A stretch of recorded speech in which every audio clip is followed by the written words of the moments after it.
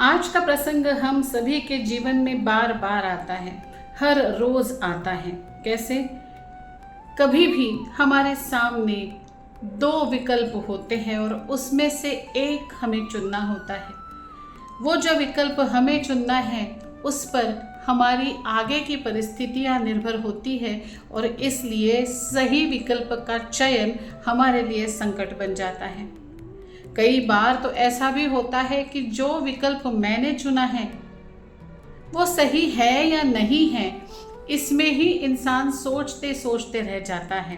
और कई बार ऐसा होता है कि चुनने के बाद पता चलता है कि ये जो मैंने चुन लिया ये तो सही था ही नहीं। क्या आपके साथ भी ऐसा हुआ है? क्या आपके सामने भी ऐसे विकल्प आए हैं जिसमें से एक को चुनना आपके लिए मुश्किल हुआ हो? आज का प्रसंग भी बिल्कुल वैसा ही है। आज के हमारे प्रसंग में 3 व्यक्ति हैं और तीनों ही को कुछ त्यागना है और कुछ चुनना है।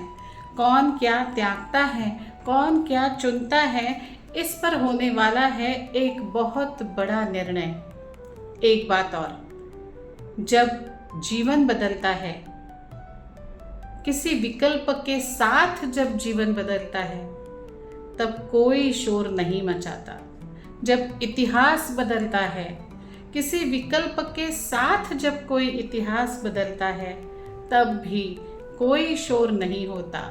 बड़ी शांति के साथ विकल्प चुना जाता है और उतनी ही शांति के साथ सामने आता है चुने हुए विकल्प का परिणाम। आज की हमारी कथा में जो सबसे पहले व्यक्ति है जिन्हें एक विकल्प चुनना है वो है साक्षात श्री कृष्ण, और जो दूसरे 2 व्यक्ति हैं जिन्हें भी एक एक विकल्प चुनना है वो है दुर्योधन और अर्जुन।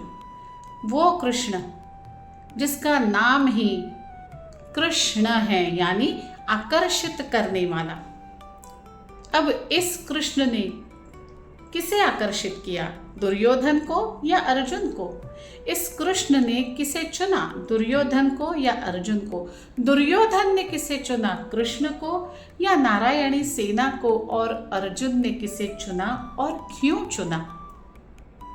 आज का प्रसंग शुरुआत करते हैं, लेकिन उसके पहले पिछले प्रसंगों ने जिस श्री कृष्ण के नामों की व्युत्पत्ति हमने देखी थी उसी श्री कृष्ण को प्रणाम करते हैं, नमन करते हैं, वंदन करते हैं, ताकि हमारे आयुष्य में आने वाले विकल्पों में से हम सही विकल्प चुने, जैसा कि शायद कृष्ण ने चुना था, जैसा कि शायद दुर्योधन ने चुना था, जैसा कि शायद अर्जुन ने चुना था। इन तीनों को ही सामने एक एक विकल्प रहे थे और उसी का परिणाम था। निर्णय लिया जा चुका था, लेकिन कुरुक्षेत्र में नहीं। ये निर्णय कहाँ लिया गया था, ये कथानक था क्या, सुनेंगे इस वंदन के बाद। मैं डॉक्टर सुरुचि अग्निहोत्री नाइक महाभारत की महागाथा में इस प्रसंग में आप सभी का स्वागत करती हूँ।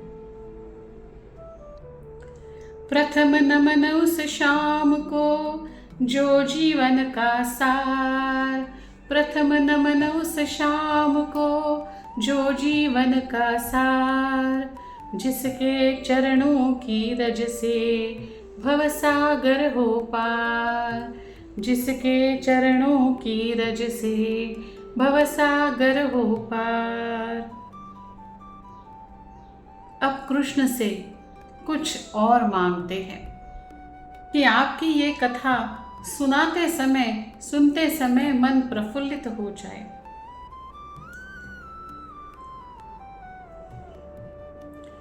ऐसी वाणी दो भगवन, ऐसी वाणी दो भगवन, मन मधुबन हो जाए।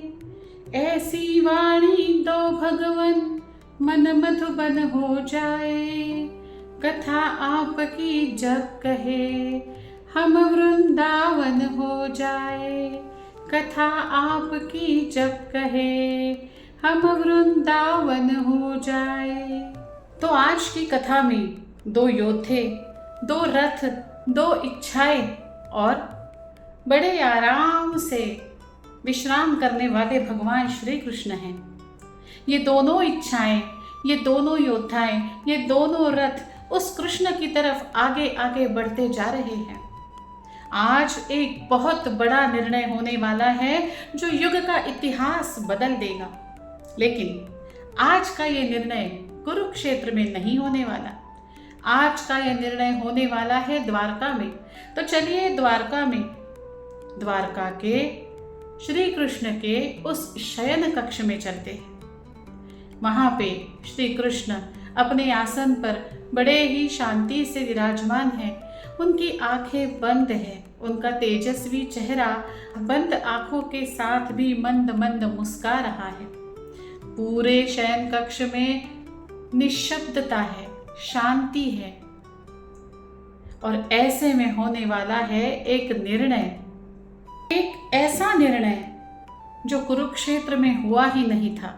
युद्ध तो कुरुक्षेत्र में हुआ था, लेकिन ये निर्णय हुआ था द्वारका में, श्री कृष्ण के शयन कक्ष में, जहां न किसी योद्धा का रक्त बहा था, जहां न किसी धनुष पर प्रत्यंचा चढ़ी थी, न शंख बजे थे और कुछ भी नहीं था। वहां हो रहा था एक निर्णय। ये निर्णय ही सबसे महत्वपूर्ण बात है। और ये निर्णय तलवारें नहीं जीतती, ये निर्णय जीतती है मन की अवस्था। मन की अवस्था निर्णयों का निर्णय करती है। यही निर्णय आगे जाके भाग्य बनते हैं और यही भाग्य आगे जाके बनता है इतिहास। जिस तरह इतिहास बनता है निर्णयों से, बस उसी तरह मनुष्य का जीवन भी निर्णयों से ही बनता है। निर्णयों से बनता है मनुष्य का जीवन और निर्णय बनते हैं इच्छा से। तो गलत निर्णय करना गलत नहीं है, गलत इच्छाएं पालना गलत हो सकता है। लेकिन इच्छाएं महत्वपूर्ण है क्या? और क्यों ये इच्छाएं महत्वपूर्ण हैं? हाँ, इच्छाएं महत्वपूर्ण हैं क्योंकि हर मनुष्य को वही मिलता है जिसकी इच्छा वो बड़ी प्रबलता से करता है। ये जो सृष्टि है या वास्तु है, ये तथास्तु कहते रहती है, और जो इच्छा सबसे प्रबलता से मनुष्य करता है, आज न कल, एक न एक दिन वो इच्छा पूर्ण होती है, वही इच्छा पूर्ण होती है। और इसीलिए सही इच्छा करना बहुत बहुत आवश्यक है। हमारे शास्त्रों में भी लिखा हुआ है, यद भावम तद भवति, जैसा भाव है वैसा ही होगा। और इसीलिए जब भी हमें जो भी मांगना है, बड़ी प्रबलता से हम जिसकी चाह रख रहे हैं, हम जिसकी इच्छा रख रहे हैं, वो इच्छा कैसी है इसे समझना बहुत महत्वपूर्ण है। क्योंकि इच्छाएं देगी निर्णय और निर्णय देगा भाग्य। ऐसा ही भाग्य, ऐसी ही इच्छा दुर्योधन ने भी की थी और दुर्योधन की इच्छा पूर्ण हुई थी। ऐसी ही इच्छा अर्जुन ने भी की थी और अर्जुन की भी इच्छा पूर्ण हुई थी। आइए सुनते हैं उस प्रसंग को। प्रसंग में आगे बढ़ने से पहले एक छोटी सी कथा जो मैंने आपने सभी ने सुनी है, फिर एक बार यहाँ बताना चाहूंगी। कथा है नरेंद्र की। नरेंद्र जो आगे बढ़कर स्वामी विवेकानंद बने। नरेंद्र की घर की परिस्थिति बहुत कठिन थी। एक बार रामकृष्ण परमहंस जी ने नरेंद्र से कहा, नरेंद्र आज बहुत अच्छा दिन है, सामने देवी माँ है, सामने काली माँ है, जाओ तुम्हें जो मांगना है मांगो, धन मांगो, शिक्षा मांगो, आज तुम जो भी मांगोगे नरेंद्र वो तुम्हें मिल ही जाएगा। नरेंद्र जाते हैं काली माँ के सामने, प्रणाम करते हैं और मांगते हैं, माँ मुझे सत्य दो, मुझे विवेक दो, मुझे ज्ञान दो, मुझे वैराग्य दो। वापस आते हैं तो फिर से उन्हें रामकृष्ण परमहंस पूछते हैं, नरेंद्र धन मांगा? नरेंद्र सोचते हैं, अरे ये कैसे हो गया, मैंने तो धन मांगा ही नहीं। फिर जाते हैं नरेंद्र माँ के चरणों में, फिर कहते हैं, माँ मुझे सत्य दो, विवेक दो, ज्ञान दो, वैराग्य दो। फिर वापस आ जाते हैं नरेंद्र, फिर पूछते हैं रामकृष्ण परमहंस, नरेंद्र क्या मांगा? नरेंद्र कहते हैं, प्रभु मैं तो कुछ मांग ही नहीं पाया। जिसके मन में ईश्वर की चाह हो, जिसके मन में सत्य की चाह हो, उसके मन को सांसारिक वस्तुएं छू ही नहीं सकती। और यही हुआ था नरेंद्र के साथ। यही होने वाला था अर्जुन के साथ भी। एक सही निर्णय क्या कुछ नहीं कर सकता और एक गलत निर्णय महाभारत तक खड़ा कर सकता है। कहाँ हुआ था महाभारत? तो आप कहोगे कुरुक्षेत्र में, लेकिन महाभारत हर रोज होता है।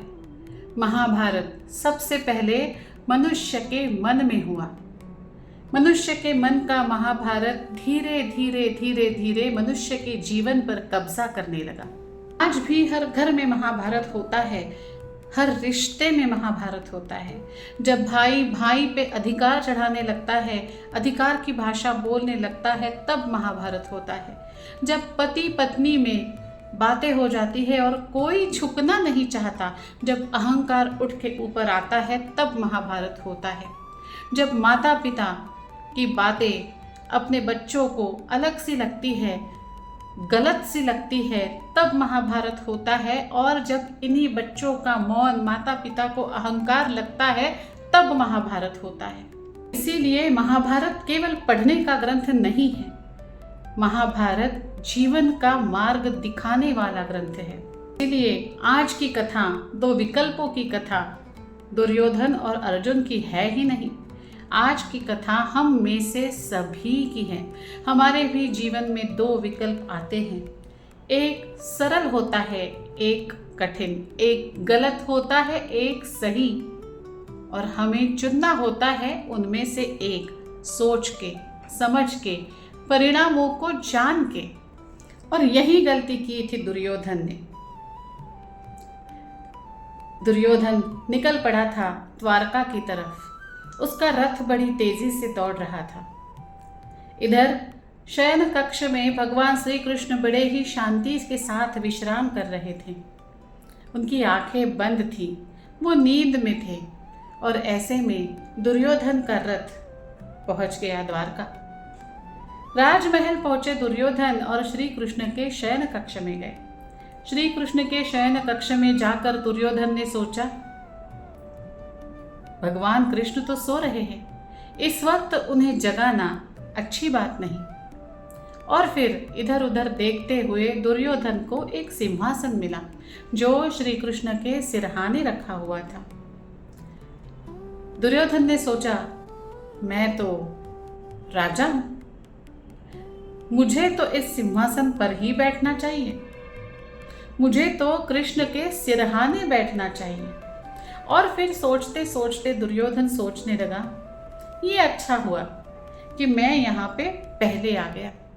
अब मैं पहले आया हूँ तो कृष्ण से बात करने का पहला अधिकार मेरा ही होगा, और जब ऐसा होगा तो मैं कृष्ण से युद्ध में सहायता मांगूंगा। मैं कहूँगा, हे कृष्ण, मुझे आपकी इतनी बड़ी जो सेना है वो दे दीजिए, क्योंकि पहला अवसर मेरा रहेगा, क्योंकि पहले मैं मांगूंगा। तो श्री कृष्ण मुझे उनकी सेना दे देंगे। जिसके पास बड़ी सेना, जीत तो उसी की होगी। और इस प्रकार से मैं जीत के बहुत करीब आ चुका हूँ, बहुत पास आ चुका हूँ। और इस तरह से सोचते हुए दुर्योधन बैठ गए श्री कृष्ण के सिरहाने। इधर अर्जुन आए तो उन्होंने देखा श्री कृष्ण सोए हुए हैं, सिरहाने में दुर्योधन बैठा हुआ है। अब ऐसे में क्या करें? करना क्या है? जब तक श्री कृष्ण को जागना है तब तक तो प्रतीक्षा करनी ही होगी। और अर्जुन बैठ गए श्री कृष्ण के चरणों में। उनके मन में कुछ भी प्रश्न नहीं था, उनके मन में कुछ चयन का विचार नहीं चल रहा था। थोड़े समय बाद श्री कृष्ण की आंखें खुली और श्री कृष्ण ने देखा अर्जुन पैरों के पास बैठा हुआ है। श्री कृष्ण की पहली दृष्टि अर्जुन पर गई और दुर्योधन बैठा था सिरहाने। द्वारका की ओर चले थे दो रथ एक ही साथ, द्वारका की ओर चले थे दो रथ एक ही साथ। एक ने मांगी थी सेना, एक ने मांगे नाथ, एक ने मांगी थी सेना, एक ने मांगे नाथ। तो सज्जनों सुनो, तो सज्जन कान धरो, तो सज्जन ध्यान करो, तो सज्जन कथा सुनो, मन उद्धार करो। द्वारका के और बढ़े थे दो रथ एक ही साथ, द्वारका की और बढ़े थे दो रथ एक ही साथ। एक ने मांगा, एक ने मांगी थी सेना, एक ने मांगे नाथ। युद्ध अभी आरंभ न था फिर भी था संघर्ष, युद्ध अभी आरंभ न था फिर भी था संघर्ष। मन के भीतर उठ रहा था भविष्य का उत्कर्ष, मन के भीतर उठ रहा था भविष्य का उत्कर्ष। पहले पहुंचा दुर्योधन मन में लेकर मान, पहले पहुंचा दुर्योधन मन में लेकर मान। सिरहाने वो बैठ गया करता खुद का ध्यान। थोड़ी देर में पार्थ पधारे जोड़ विनय से हाथ, चरण कमल के पास खड़े लेकर अटल विश्वास। नयन खुले जब कृष्ण के पहले पार्थ निहारे, फिर दुर्योधन पे दृष्टि गई और दोनों थे कृष्ण के प्यारे। और फिर श्री कृष्ण ने सवाल पूछा, वही सवाल जो हमारे इस निर्णय का सवाल था। इसी सवाल में थे, इसी प्रश्न में थे दो विकल्प। मधुसूदन मंद मुस्काकर बोले दोनों और निहार, क्या है प्रयोजन आने का, कह दो अपने विचार। श्री कृष्ण ने दोनों को ही अपने विचार कहने को मात्र कहा ही था और दुर्योधन उठकर खड़े हो गए और अपने विचार रखने के लिए फट से आगे आए। श्री कृष्ण के स्वर से द्वारका के शयन कक्ष में जो शांति थी वो भंग हो गई। श्री कृष्ण के सामने अब दोनों वीर खड़े थे। दोनों को अपनी अपनी बात कहनी थी, लेकिन दोनों की मनस्थितियाँ पूरी तरह से अलग थी, पूरी तरह से भिन्न थी। दुर्योधन उतावले हो रहे थे क्योंकि उन्हें पूरा विश्वास था वो पहले आए हैं तो पहले बोलने का अवसर उन्हें ही मिलेगा। लेकिन उधर अर्जुन बड़े ही शांत श्री कृष्ण के बोलने की प्रतीक्षा कर रहे थे। उनकी मनस्थिति में श्री कृष्ण के ऊपर विश्वास दिख रहा था, श्रद्धा दिख रही थी, समर्पण दिख रहा था। यहाँ हमें तीन प्रकार के लोग दिखते हैं। एक दुर्योधन जो अपनी चीजें पाने के लिए, मांगने के लिए उतावले हो रहे थे। एक अर्जुन जिन्हें न पहले बोलने की चिंता थी न कुछ मांगने की आवश्यकता थी, क्योंकि उनके मन में विश्वास था, जहां मेरे कृष्ण सखा हैं वहां मुझे कुछ भी मांगने की आवश्यकता नहीं है, और जब तक श्री कृष्ण बोलेंगे नहीं मुझे बोलने की आवश्यकता भी नहीं है। और इसलिए पार्थ हाथ जोड़े श्री कृष्ण के बोलने की प्रतीक्षा कर रहे थे। और एक थे देने वाले श्री कृष्ण। जीवन में मांगने वाले बहुत लोग मिल जाते हैं जो मांगते ही रहते हैं, लेकिन बड़ी ही शांति से प्रतीक्षा करने वाले कम ही मिलते हैं। और जो ऐसे प्रतीक्षा करने वाले होते हैं उनको देने वाला भी तो कोई सादा सादा व्यक्ति नहीं होता, उनको देने वाले तो भगवान श्री कृष्ण होते हैं। और वो भगवान श्री कृष्ण जो सबको देखते तो है, लेकिन उनकी नजर वहां पहले जाती है जो पैरों के पास बैठा हो, वहां नहीं जाती जो ऊंचे स्थान पर बैठा हो। और अब उस शयन कक्ष में वो निर्णय होने वाला था जिसकी हम सब प्रतीक्षा कर रहे थे। यह निर्णय इसका नहीं था कि कौन अपनी बात पहले कहेगा, लेकिन ये निर्णय था धर्म का, ये निर्णय था सत्य का। और यहां काम करने वाली थी निष्पक्षता, जो थी श्री कृष्ण के पास। यहां देने वाले थे श्री कृष्ण और लेने वाले थे अर्जुन और दुर्योधन। किसके हक में क्या आने वाला था? जैसे ही श्री कृष्ण का प्रश्न पूरा हुआ, दुर्योधन उठकर के सामने आए और उन्होंने अपनी बात कहना शुरू कर दी। दुर्योधन ने शीश झुकाकर किंतु भरा अभिमान, दुर्योधन ने शीश झुकाकर किंतु भरा अभिमान। पहले मैं ही आया माधव, मेरा प्रथम अधिकार, पहले मैं ही आया माधव, मेरा प्रथम अधिकार। सिरहाने में मैं ही बैठा, पहले आया द्वार। सिरहाने में मैं ही बैठा, पहले आया द्वार। इसीलिए है माधव, पहले सुनो मेरी दरकार। इसीलिए है माधव, पहले सुनो मेरी दरकार। पहले मेरी बात सुनिए माधव, दुर्योधन ने कहा। लेकिन माधव ने क्या जवाब दिया? माधव बड़े ही शांति के साथ कहने लगे, दुर्योधन तुम्हारी बात तो बिल्कुल ही सत्य है। तुम पहले भी आए हो, लेकिन पहला अवसर तो अर्जुन को भी मिलना चाहिए। क्यों? क्योंकि मेरी नजर तो पहले अर्जुन पर पड़ी है। तुम सिरहाने बैठे थे, वो चरणों के पास बैठा था, तो मेरी दृष्टि तो पहले अर्जुन पे ही पड़ी है, तो पहला अवसर तो अर्जुन को ही मिलना चाहिए ना। और वैसे भी धर्म कहता है अर्जुन तुमसे छोटा है, इसलिए भी पहला अवसर तो अर्जुन को ही मिलना चाहिए। श्री कृष्ण कहने लगे, तुम पहले आए हो राजन, इसमें नहीं विवाद। तुम पहले आए हो राजन, इसमें नहीं विवाद। लेकिन मैंने देखा था चरण के पास थे पार्थ। लेकिन मैंने देखा था चरण के पास थे पार्थ। आयु में भी वे छोटे हैं, ये है धर्म विधान। आयु में भी वे छोटे हैं, ये है धर्म विधान। इसीलिए राजन चयन का होगा उनका मान।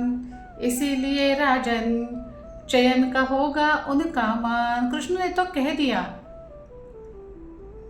कि विकल्प चुनने का पहला मान तो अर्जुन का ही होगा। विकल्प भी देखिए, क्या चुने क्या न चुने। विकल्प भी श्री कृष्ण ने ऐसे रखे कि वही निर्णय हो गया था।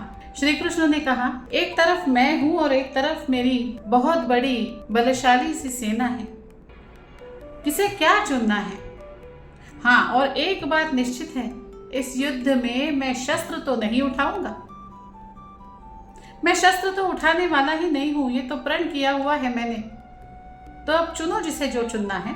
एक और नारायणी सेना जो है अति बलवान। एक और नारायणी सेना जो है अति बलवान। दूजी और हूँ मैं खड़ा जो छोड़ चुका अभियान। दूजे और हूँ मैं खड़ा जो छोड़ चुका अभियान। शस्त्र नहीं मैं उठाऊंगा, ये तो है प्रमाण। शस्त्र नहीं मैं उठाऊंगा, ये तो है प्रमाण। एक मुझे चुन सकता है, दूजा ले बलिधाम। एक मुझे चुन सकता है, दूजा ले बलिधाम। अब विकल्प रख दिए। चुनना अर्जुन को था, पहला मान अर्जुन का था, और अर्जुन ने एक क्षण का विलंब नहीं किया। और एक क्षण का विलंब ना करते हुए अर्जुन ने कहा, नाथ मैं तो आपको चुनता हूँ। और अर्जुन ने चुन लिया श्री कृष्ण को। अर्जुन ने श्री कृष्ण को चुन लिया, लेकिन इसका आनंद हुआ दुर्योधन को, क्योंकि दुर्योधन चाहता ही था नारायणी सेना का चयन करना, बड़ी प्रबलता से चाहता था। हमने देखा है, जो हम बड़ी प्रबलता से चाहते हैं, आज न कल वो उसे मिलता जरूर है, लेकिन उसका परिणाम क्या होने वाला है ये हमें उस चयन के वक्त पता नहीं होता। और इसीलिए विकल्प का चयन गलत नहीं है, लेकिन इच्छाओं का पालना गलत है। गलत इच्छाओं का पालना गलत है। क्या कह रहे थे अर्जुन? अर्जुन ने कहा, अर्जुन बोले प्रभु मुझे दो केवल आपका साथ। अर्जुन बोले प्रभु मुझे दो केवल आपका साथ। सेना का क्या मोल है जब मिल जाए नाथ। सेना का क्या मोल है जब मिल जाए नाथ। और अर्जुन ने स्वयं श्री कृष्ण को चुन लिया। जब जीवन की डोर साक्षात श्री कृष्ण के पास हो तो विजय रणभूमि की नहीं होती, विजय होती है जीवन की, विजय होती है धर्म की, विजय होती है सत्य की। और ऐसा इतिहास में पहली बार नहीं हुआ था कि किसी ने ईश्वर को चुनते हुए धर्म को चुना हो, सत्य को चुना हो, विवेक को चुना हो। इतिहास इसके पहले भी ये बात बता चुका है, कई बार दोहरा चुका है। बस बात इतनी सी है कि वो हमारे समझ में क्यों नहीं आती। बताती हूँ। युग बदल जाते हैं, वो लोग बदल जाते हैं जिन्होंने ईश्वर का चयन किया, लेकिन ईश्वर नहीं बदलते, धर्म नहीं बदलता, सत्य नहीं बदलता। अब रामायण की ही बात करते हैं। रामायण में सोने की लंका को छोड़कर विभीषण ने श्री राम को चुना था। वो जानते थे जहाँ श्री राम है वही सत्य है, जहाँ श्री राम है वही धर्म है। रामायण की ही अगर बात करें तो इतना बड़ा राज्य होने के बाद भरत ने राज्य नहीं चुनी प्रभु श्री राम की चरण पादुकाएं। उन्हें बिठाकर राज्य किया। क्यों? क्योंकि उनके लिए राज्य से बड़ा धर्म था, राज्य से बड़ा सत्य था और राज्य से बड़ा ईश्वर था।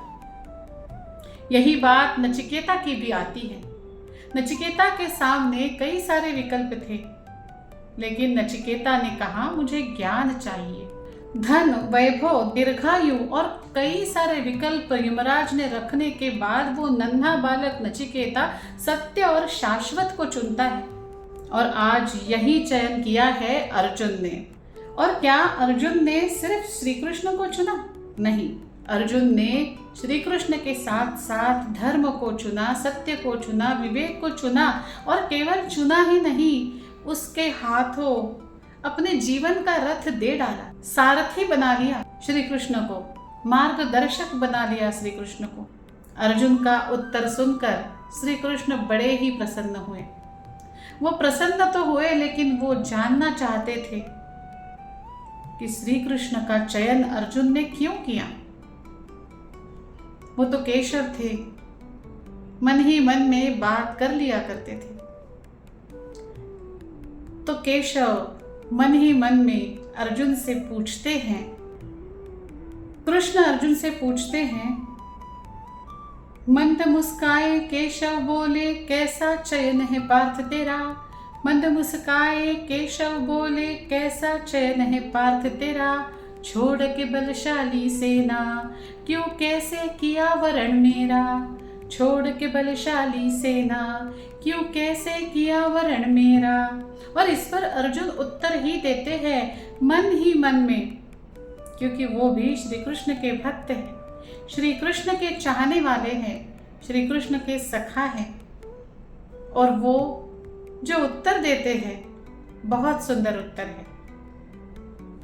अर्जुन कहते हैं श्री कृष्ण मैंने तुम्हारा चयन नहीं किया, मैंने अपना चयन किया है तुम्हारे हाथों देने के लिए। मैंने अपने आप को चुना है, अपने जीवन को चुना है, जिसकी डोर मैं तुम्हारे हाथों देना चाहता हूँ, क्योंकि मैं जानता हूँ जो दिशा तुम दिखाओगे उस दिशा पर चलकर ही मेरा भाग्य उजलने वाला है। बस कर सकते हो श्री कृष्ण तो मेरे लिए इतना कर दो। एक मनोरथ केशव बोलू बात तो मन की करता हूँ। एक मनोरथ केशव बोलू बात में मन की करता हूँ। अपने जीवन के रथ की डोर में तेरे हाथों धरता हूँ। अपने जीवन रथ की डोर में तेरे हाथों धरता हूँ। और फिर एक नम्र निवेदन अर्जुन करते हैं कृष्ण से। कहते हैं अगर ये निवेदन आप स्वीकार करो तो मेरा तो कल्याण ही हो जाएगा हे कृष्ण, लेकिन इसके लिए तुम्हें एक चीज करनी पड़ेगी, तुम्हें मेरा सखा नहीं होना है। अर्जुन कहते हैं मेरा सखा नहीं हो, हे श्री कृष्ण मेरे सारथी बन जाओ। एक बार तो कृष्ण सखा से सारथी मेरे बन जाओ। एक बार तो कृष्ण सखा से सारथी मेरे बन जाओ। जन्म जन्म कल्याण हो मेरा बात यदि ये कर पाओ। जन्म जन्म कल्याण हो मेरा बात यदि ये कर पाओ। कितनी विनम्रता के साथ अर्जुन कहते हैं हे कृष्ण एक बार, केवल एक बार मेरा सखा होना छोड़कर मेरा सारथी बन जाओ।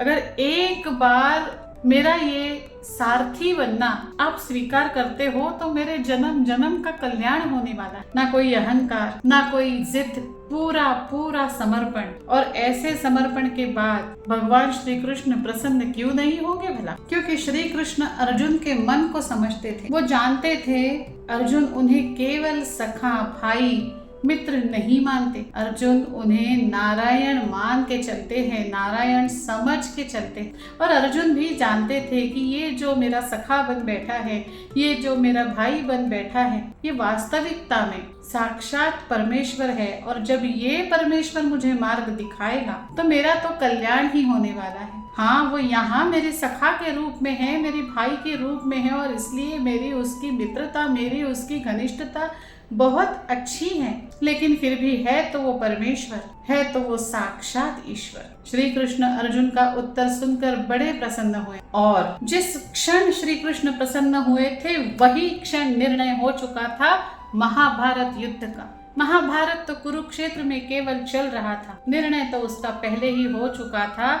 इस विकल्प के साथ जो श्री कृष्ण ने दुर्योधन और अर्जुन दोनों के सामने रखे थे, यही विकल्प क्यों चुना, इसका उत्तर भी श्री कृष्ण ने भली भांति समझने की कोशिश की थी। और उसके बाद हुआ था महाभारत युद्ध का निर्णय। बड़े प्रसन्न श्री कृष्ण थे। मंद मंद मुस्काए केशव, मंद मंद मुस्काए केशव, पुलकित भयो स्वभाव।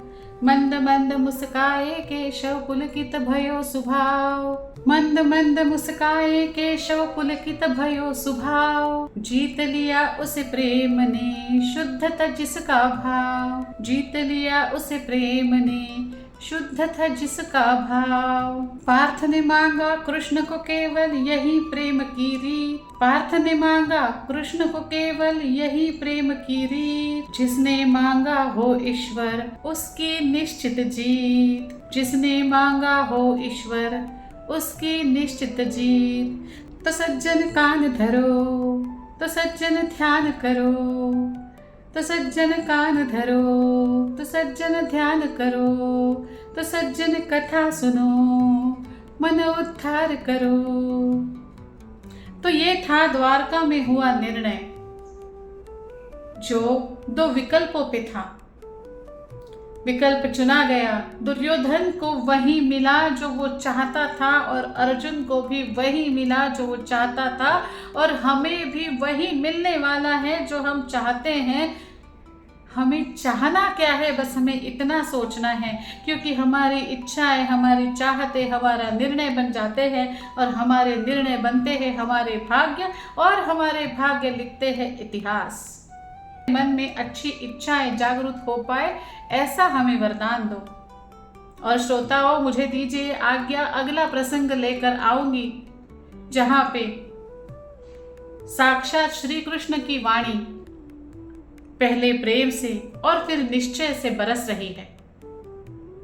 धन्यवाद।